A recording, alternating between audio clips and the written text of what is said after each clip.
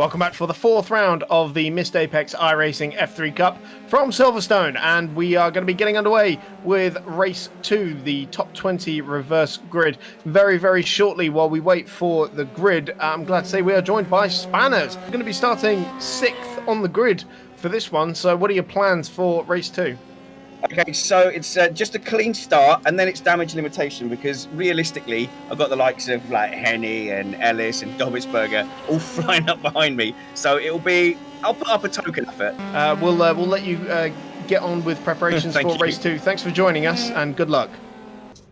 And we're a few seconds away from the start of the second race of the night, at the fourth round of the Missed Apex iRacing F3 Cup. There's the luminescent blue and red of Peter Shilcock, number 78, on pole position. Then the classic Rothmans Williams of Colin Ward on the front row.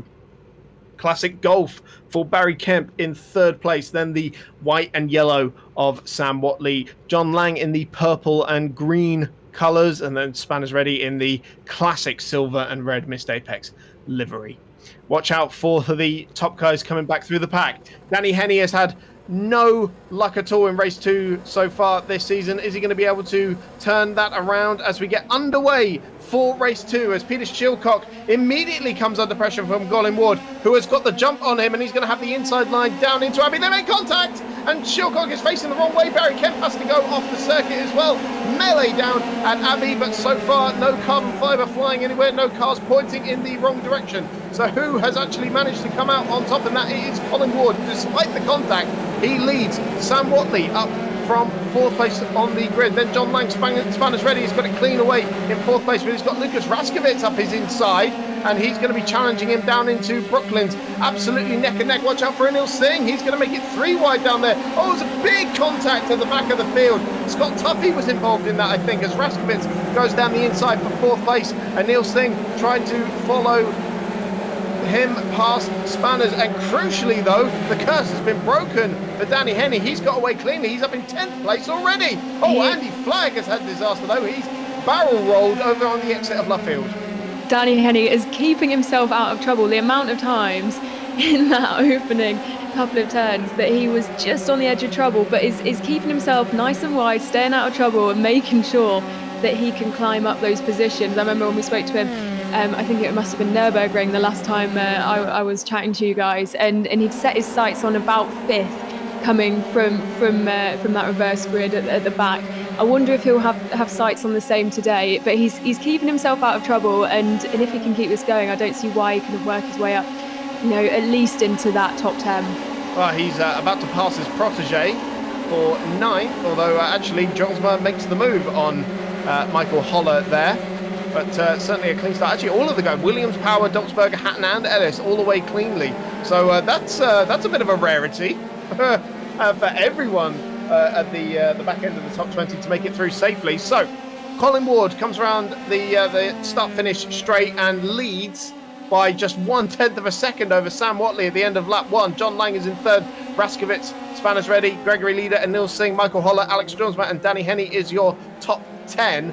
And Ward has got Watley all over the back of him, and he pushes him through. Oh no, he's pushed him round down at the loop, and they're both facing the wrong way, and that has allowed John Lang into the lead. That's really unfortunate. That's not what we wanted to see at all.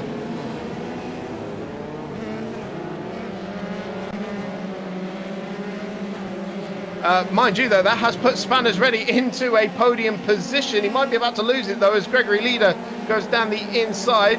And here's elbows out, Spanners Ready, who's reclaiming that position and shoves him out wide at Luffield. Go on, Spanners! My fists are clenched. I'm digging my nails in for Spanners. He's got his elbows out, isn't he? He's doing what he said he would do. He's living up to it. Well, he said that he's earned this place, from the system that, he designed. But we won't give him any stick for that, because he's driving absolutely fantastically at the moment. As we see, Danny Henny just behind them making another move, this time for 6th place. So he is flying through. I mean, he's going to be on the podium at this rate. He may even make it back-to-back wins. This is where he's got to be careful, though, because it's fair enough him staying out the way when they're all a bit more grouped together at the back, and people, Danny Henny, he has the Henny power, doesn't he, where people will respect him and they'll let him past. But it's going to be when he's working his way up now that he's going to have to be careful, because there's people like Spanners, elbows out, they're going to want to defend their places, whether it's Danny Henny behind them or not. Well, unfortunately, Spanner's defence of third place has come to an end. Gregory Leader managed to make his way around the outside of Stowe just now, so that's demoted Spanners to fourth, and he's now got Anil Singh on the back of him, who going into this round was third in the silver category. And he's about to challenge him down the outside into Village. Is he going to get it the long way around? He is indeed. That gives him the line into the loop, and that is a classic Silverstone Arena overtake. Next man behind him, Danny Henny. Spanner's going to try and come back at him, though. He's in the slipstream. Singh goes defensive, and Spanners will be on the outside line for Brooklands. Leaves him plenty of space. And gets it back up the inside for Luffield. He is going to get the place back. Fantastic. So that's fourth place reclaimed. And the Singh with the better exit, though, out of Luffield. Is going to try and claim his way back through into Copse Corner. Singh with the line, and he just chops the nose there of Spanners on the way into Copse. And look at Danny Henny arriving on the scene, very wide out of Copse, but well, he'll get the 1x for that, but I don't think he's worrying about that too much at the moment.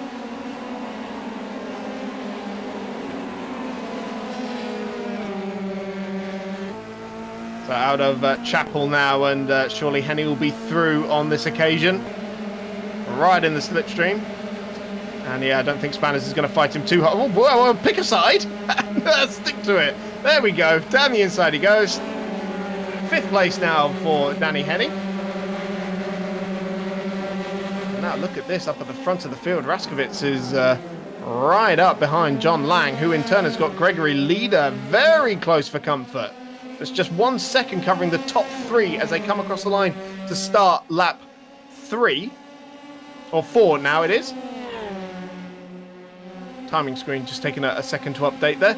So lap 4 of 10 it is, and Lang with a very slender margin over Raskovitz and Leader in this leading trio at the moment. And Henny just behind them, could just see him getting very close to the back of Anil Singh's car, very nearly wiping him out, getting out of it at the very last minute. But all eyes on the front of the field as they're practically pushing each other through Aintree, and Lang is squeezing Raskovitz all the way to the grass. And Leader decides to go to the right-hand side. It's 3 wide towards Brooklands. This surely won't end well. Leader going round the outside.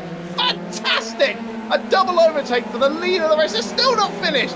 3 wide in Luffield now as Raskovitz still cannot find a way past Lang. But Leader has found his way past both of them. Incredible racing at the front of the field, and Lang has not finished it. He's coming back at Leader, but round the outside of Copse, surely not. Oh, he is! What a move! And Raskovitz is going to go around the outside as well. Yes, he's done it. Here come Anil Singh, and Danny Singh's launching one up the inside of Maggots, but had to back out of that one. That's the open invitation for Danny Henny, though. He sneaks through into 4th place, and well, these guys have got their hands full now. What incredible racing at the front of the field. You have to think, though, as this battle continues, the main beneficiary of this is Danny Henny, who can sit back, know he's got the pace, and just try and keep himself out of trouble, and he will pounce when the time is ready. Leader down the inside for 2nd place, Raskovitz, and still they're neck and neck. Raskovitz with the line towards the Vale chicane, who is going to be latest on the brakes. Leader braves it out around the outside and eventually gets it done just about. Is Henny going to try and sneak through as well? That was clinical. Oh, not quite. Raskovitz chopping across the nose. And he's now having a run up the inside of Abbey. This is just incredible racing. Henny, he has made his way through now while Raskovitz was busy watching Leader. So that's put Henny back onto the podium. Runs a little bit wide out of Village, but doesn't cost him any time. And now he's got his sights set on Gregory Leader for 2nd place. Oh, it's getting unbelievably close, isn't it? Just Henny right at the back. Like I said, he's there to attack, but also he is very well aware that he needs to stay out of trouble at this point. What respect these guys are showing each other. They're giving each other just enough space to have some fantastic racing. And it is a brilliant sight to see. And this is what Silverstone brings out in us. So we're only halfway through this one, and well, let me tell you, the top 10 cars are only separated by 4 seconds as it stands. That's how close it is at the moment, as there's just a string of cars all following each other, and even the string goes on beyond the screen. You can't even count them at this point. So eyes on Danny Henney, car number 1. He's already won a race tonight, and he's the only man to win 2 races in one night, actually. And he could make it back-to-back wins. I don't think that's ever been done before, but Leader is now making his move for the lead. Around the outside of Stowe, he's going to try. And Lang just keeps his foot in there. It's going to get very, very tight on the exit, but actually slightly slow off the corner. Is Henney going to try and get through as well? Lang having to go around the outside, and Leader still having to give him some space, but it's now Gregory Leader who hits the front for the first time. Looking a bit further down the train, I think it's just gone into 9th. Yeah, Harrison, he's been working his way up really well, like what we said Henney needed to do. He's staying out of trouble, but he is not far behind Kyle Power, and that we know how aggressive Kyle Power can be, and that could be a battle that we'll be looking out for in the next lap or so. Henney now up into 2nd place. He went the long way round of Lang, but for Harrison, that genuinely is astonishing, because I think he started in about 45th place as he had to get into the pits in race 1 with damage. So that is an astonishing comeback for Luca Harrison. But eyes on 2nd place at the moment, as Henney is now looking at the back of Gregory Leader's car. Try and gap John Lang a little bit, who has been driving absolutely superbly tonight so far. And still holding that podium place. As actually we see Harrison in 9th there is making a move on Spanners. Goes out very, very wide at Copse, but gets it done. It's a little bit cheeky, but legal. Spanners definitely living up to his new elbows out nickname, isn't he? There, holding up Harrison for as long as he could. So let's just run down the order once again. So Leader, Henney, top 2. Lang and Singh going side by side now for 3rd place, but behind them coming up through the order has been Williams, Raskowitz, Power, Harrison, Spanners and Dobbitsberger, your top 10. Ellis and Hatton just outside the top 10 as well. Singh did get that move made. Lang trying to come back at him. That was a very, very tight gap that he managed to squeeze through there. Clonking the curb on the way through Vale, and look at Williams practically having to come to a stop so that he didn't run into the back of Singh's car. But Lang has been able to defend that 3rd place. And Williams now looks to make a move on Anil Singh into Abbey. Side by side in there, fantastic bravery. Henney's going for the lead at Village. Round the outside of Leader he goes. He did this on Lang a couple of laps ago. He's now pulled the same move on Gregory Leader, and Danny Henney is at the front of the field from 20th on the grid. It's been a sterling drive, but Leader's not finished yet. He's going to come back at him. Henney has to go defensive as Leader is in the slipstream down the Wellington Straight. It's going to be a brave man who makes a move around the outside of Danny Henney work. How much is Henney prepared to risk? He shows him the curb on the outside. Leaves him the space that he's entitled to at Luffield, but surely Henney's just going to get on the power that little bit earlier. He just comes across Leader's car there. Still feeling the need to go defensive by the time they get down to Copse Corner, though. He's moved across. And I think that's it. I think Henney's just going to pull away now. Fantastic racing that we're seeing here at Silverstone. It always seems to bring out the best of the Missed Apex crew. Henney is a joyous racer to watch, isn't he? It's so easy to get behind him. It's so easy to support him. He is just an absolute joy to watch, and to see him make his way up to where he is now, leading the race from where he was and staying out of trouble, most importantly, is absolutely incredible.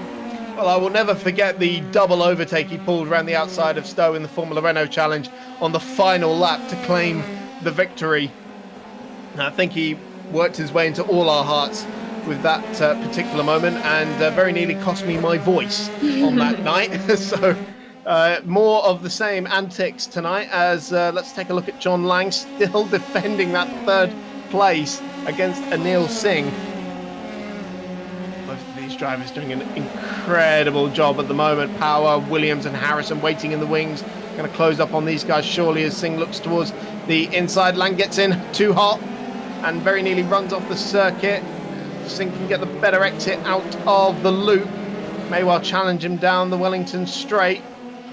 Power, Williams and Harrison ready to take advantage of this as Lang again taken to the inside and actually side by side for the lead once again. Leader was having a crack at Henny, but no way through for him, as it's still as you were in that battle for third place. But this is going to get very, very tight very, very quickly. Harrison has done so well to make his way up to where he is now, but you have to think about how different it would be had it not been for that incident in the first race. Well, you'd have to assume he'd be right up there with Henny as Power trying to get around the outside of Cops on Singh, and side by side towards Maggots and Beckett. So you hope one of them's going to back out of it. It's Singh, and that's lost him 2 places actually. Or is it about to be a third as Harrison tries to get around him as well? So Singh now sort of tumbling down the order as Dobbelsberger now tries to make his way past as well.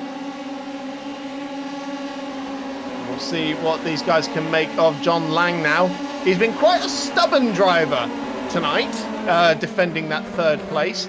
And the likes of Power and Williams will be no stranger to that, having raced Alex Van Gien, for example. Van Gien actually on a recovery he's made his way up into 18th place, so good on him. But eyes kept on the front of the field as we're now on the penultimate lap. And I tell you, Leader is doing a remarkable job to just stay in touch with Henny. He's only 2/3 of a second behind. I fully expected Henny to just romp clear, but this is a very commendable job that Gregory Leader is doing. But John Lang, equally impressive as he's keeping Power, Williams, Harrison at bay. Dobbelsberger didn't quite make that move on Anil Singh actually on that previous lap. He might well do it now for 7th place. And the inside of Brooklands he is going. That fantastically striking black and white Ace of Spades car, number 21. Dobbelsberger, don't forget, has won a race this season, been on the podium 3 times now. He's third in race 1 just now.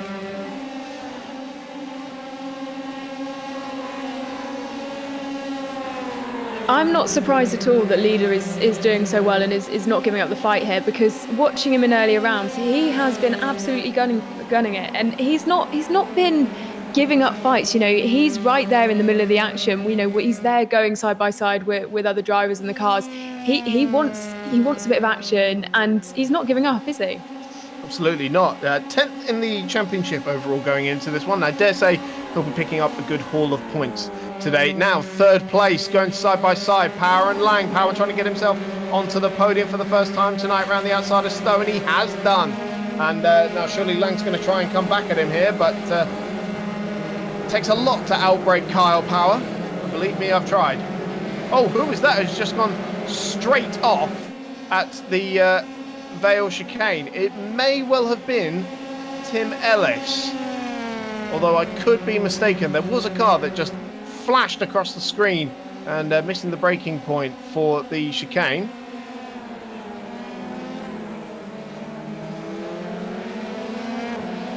So final lap now.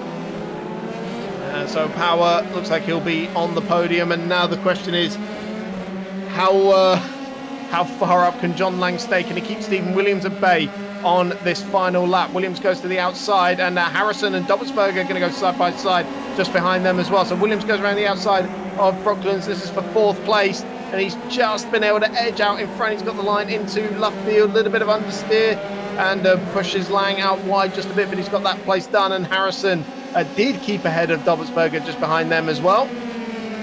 Lang coming back at Williams now for 4th place as they head towards Cops Corner. And he's been brave around the outside of Cops there, and this time Williams has just got the edge on him. And look at Harrison, a great run out of Cops.